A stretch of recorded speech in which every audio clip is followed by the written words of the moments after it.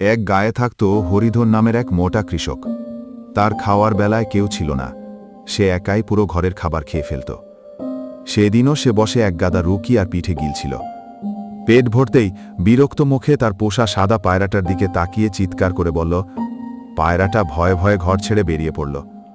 একটা ফাঁকা মাঠে গিয়ে সে মাটিতে ছড়িয়ে থাকা কিছু পয়সা আর ছেঁড়া ডলার কুড়িয়ে নিল। সেই টাকাগুলো মাটিতে পুঁতে দিয়ে সে নিজে ঠোঁট দিয়ে একটা ছোট চারা গাছ লাগালো। তারপর একটা পুরনো কলসি থেকে জল এনে গাছটিতে ঢালল। অবিশ্বাস্য হলেও সত্যি, সেই গাছটা একেবারে টাকার ফলের জায়গায় ঝুলছে টাকা আর পয়সা। খুশিতে পায়রাটা গাছ থেকে টাকা ছিঁড়ে একটা ঝুড়িতে ভরতে লাগল। তার মুখে যেন একটু হাসি ফুটেছিল। এবার কৃষক খুশি হবে বোধহয়। কিন্তু ঠিক তখনই শুরু হলো প্রবল ঝড়। বিদ্যুতের ঝলকানি, দমকা হাওয়া, সবকিছু উলটপালট।